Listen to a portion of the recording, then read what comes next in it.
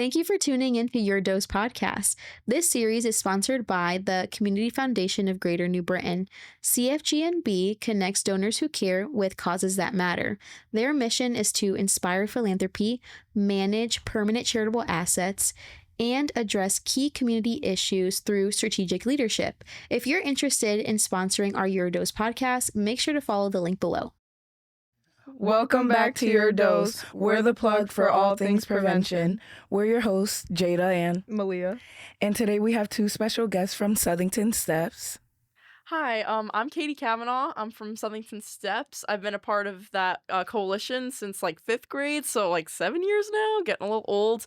And I've been part of prevention just because I've really appreciated trying to make an impact on my peers, and seeing the effects that it's had like in my town is really, I felt like I'm really making a difference with it. Hi, I'm Ava LeBlanc. I've been a part of STEPS Youth Council since 5th grade also, and I'm about to be a senior in high school. And I just joined prevention because first my siblings were a part of it, and I just really wanted to continue to make a difference in my community. I love that. So today's prescription is Kratom student feature on passing bills. So the first question I have for you guys is, what is prevention to you? So for me, prevention is kind of like the protection of my loved ones. So like, especially my peers, because I've seen like detrimental effects of substance misuse on like loved ones in my family. And once I realized how severe that issue kind of was, I didn't want to see more people I cared about suffer. And so once I was educated with STEPS, like I got to like kind of learn more about like the drugs and stuff that people have been like abusing. It was a way for me to kind of help make that change and hope that more people in the future that I cared about wouldn't be having that like negative effect on their lives. Prevention to me is just simply like taking action, like whether that action is proactive or not, you're helping stop something harmful from happening or continuing to happen, especially if it's damaging to a person. And for me, it's always been important, especially through STEPS, to create initiatives that help prevent substance misuse.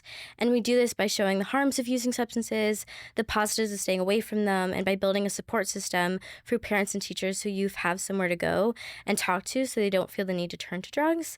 And just prevention also just means supporting those who are already misusing substances by connecting them with resources and a community that cares. It's about showing up for people before, during, or even after the struggle, because no matter the circumstance, that person matters. And over the years, STEPS has expanded its focus, including advocacy for mental health, which I care deeply about. And I believe mental health and prevention go hand in hand because many people turn to substances as a way to cope with what they're going through. So by addressing those struggles early and offering support, we're still doing the core work of prevention, helping people before they have nowhere to turn. Love that. Right. Well, yeah. Yeah. That kind of like directly ties into like what our next question was. Yeah, which is could you guys like dive in a little deeper about how you promote prevention within your community? So we prevent like how we promote prevention in our community, like we do it in multiple ways to reach a wide variety of people and a wide audience. So we do it like we have like in-person events, and then we also have through social media outreach. So just some examples are It's Not Cheesy campaign, which promoted we're proud of that one. Yes, we are. It promoted like communication between parents and kids so that they could feel like they could talk to their parents about tough topics so that they don't turn to drugs.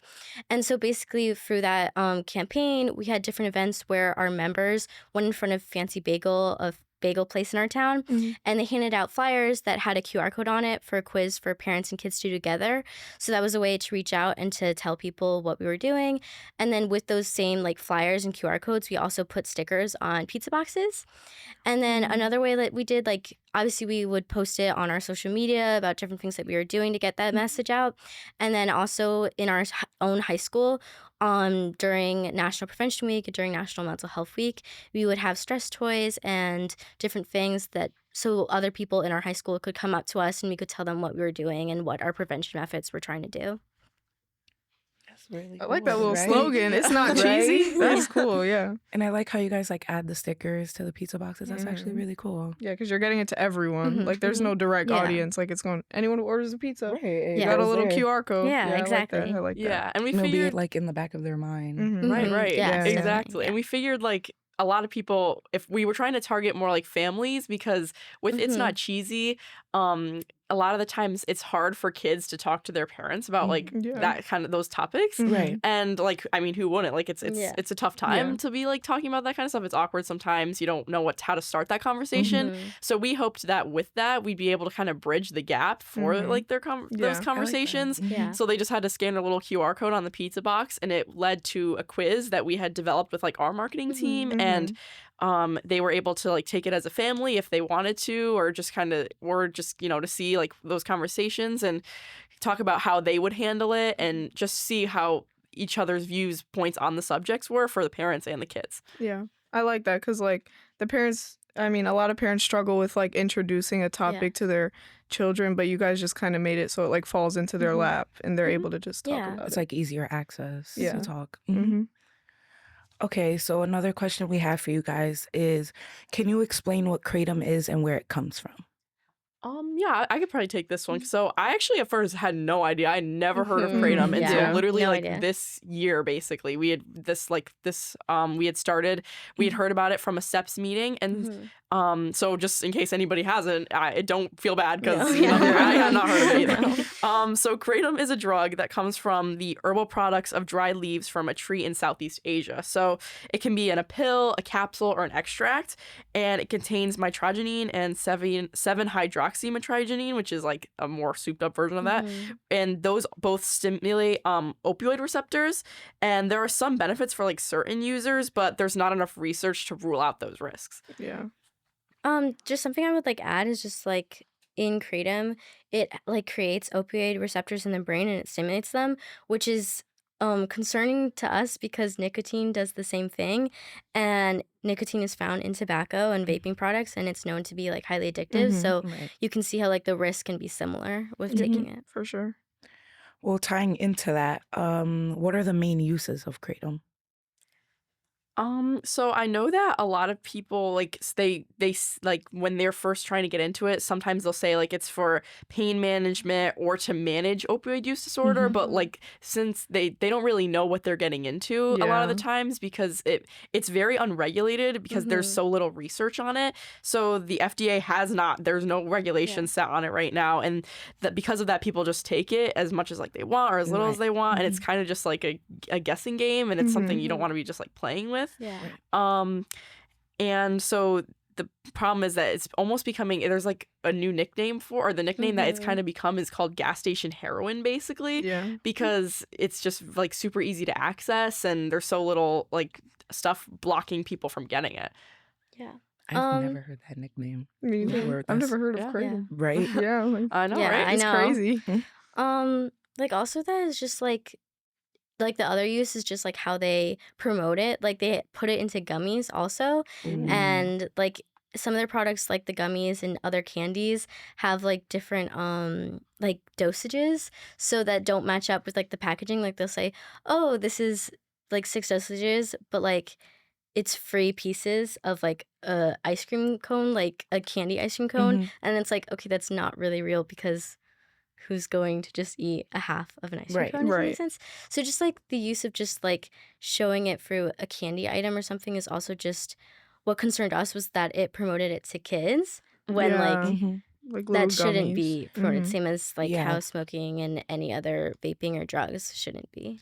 Yeah, so like when we go and do our presentations, we actually have a slide that's like the same thing, how they market like tobacco and vaping and stuff for like little kids to be attracted to by like making it bright, like gummies and everything like that. And that just shows like how dangerous it is, because like what, like a 10-year-old, 11-year-old wouldn't know like, oh yeah, this has BAM in it, and now you're putting it in your system. And I'm curious, like, since you said the FDA has no regulations on it currently, does that mean like if you were to find it in a gas station and you were like 15 years old, like would you be able to like purchase it? Yeah, there was no you didn't need an ID. There was no regulation before anyone could go into any store that like sold it and just pick it up. Until now, actually. Until but now. We'll get into that. We won't jump them. But at the time, there was nothing. Like, it was very much like you could just grab it right off the shelf. Crazy. So. Like, that's the thing. Like, it just surprised us so much because, like, we knew about, like, the legalization of, obviously, like, alcohol and other drugs. So it was like, why isn't this the same thing when it has similar effects? Like, what makes it different? Yeah. Right. You want to That's ask? crazy. Yeah. Yeah. All right. Next question. We kind of got into the risks, like the addiction and stuff. So, what were the like beginning stages of trying to change the legislation in Connecticut revolving kratom?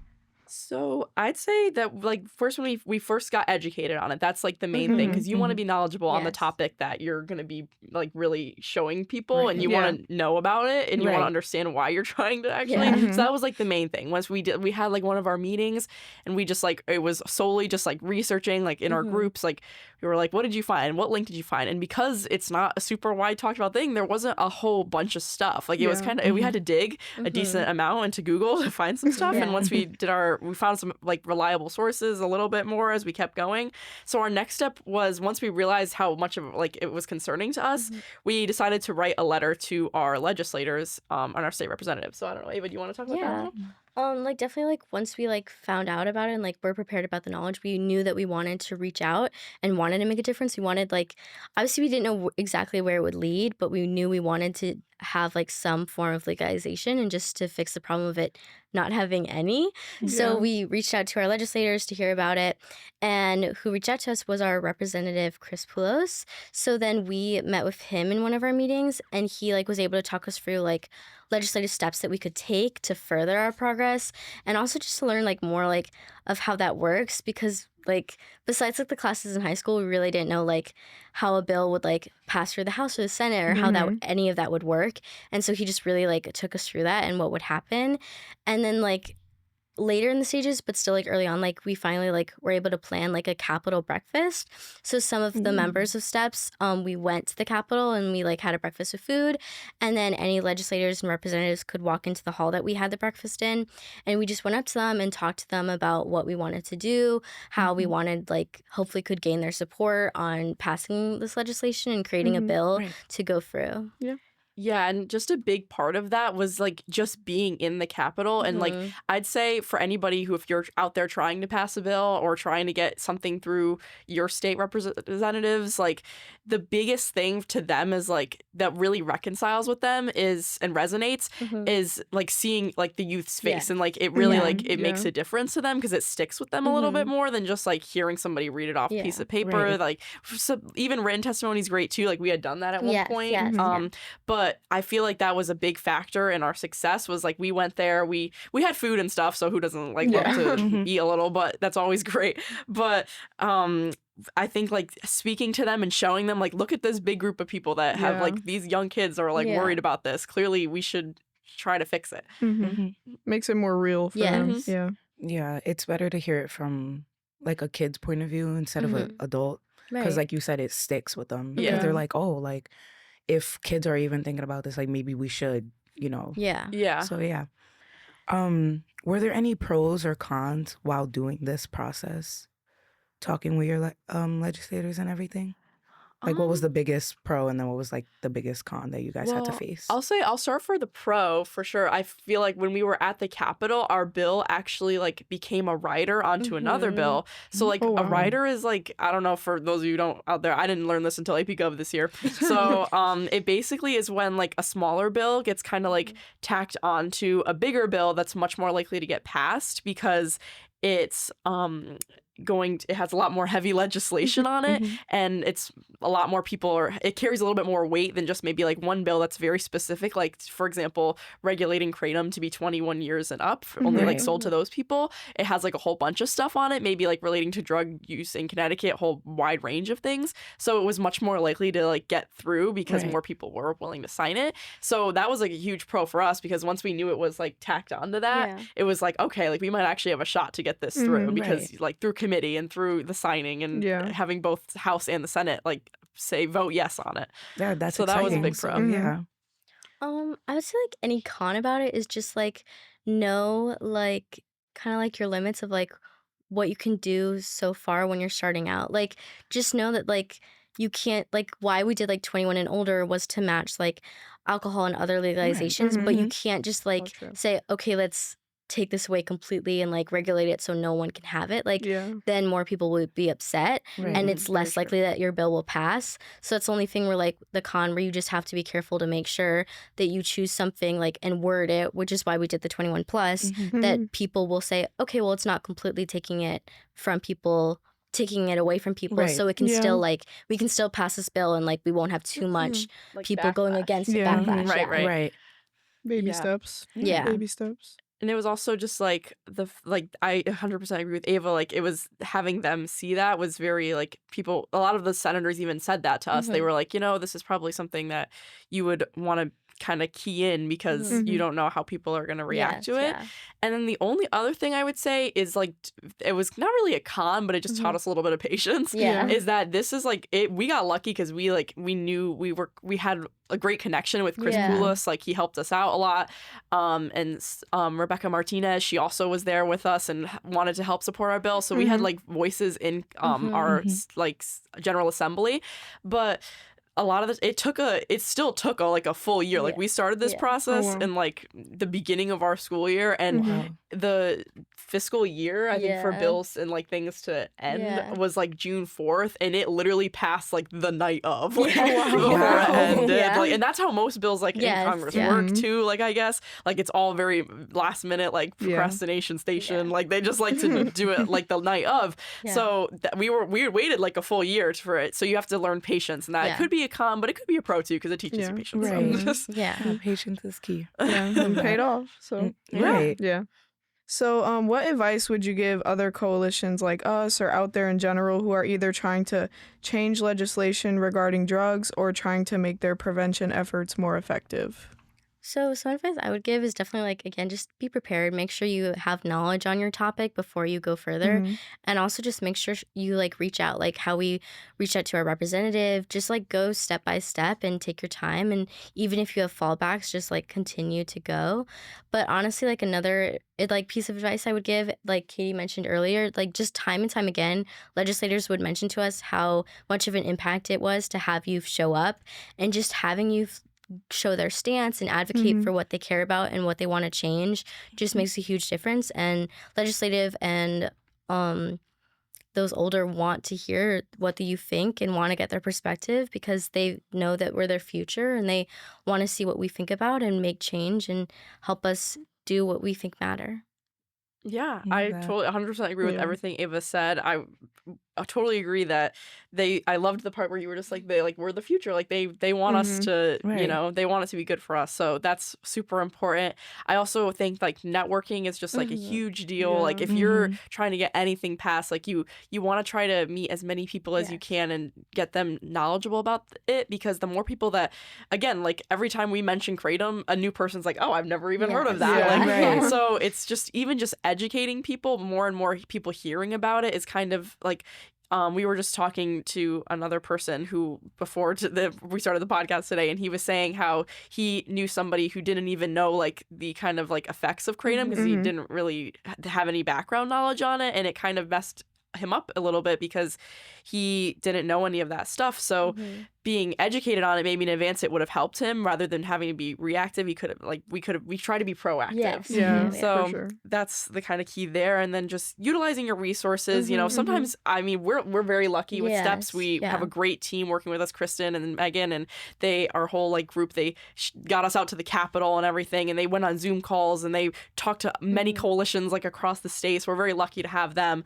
But a lot of people might not have that, and that's kind of a big jump to take if you're just starting off and you want to pass a bill. So I think, utilizing the free stuff that you can get, like get your Instagram out there, try to advertise out that, use with your school, like get out there and talk to the peers around you, like try to educate them and do what you can on the scale that you have. I think that's a big key.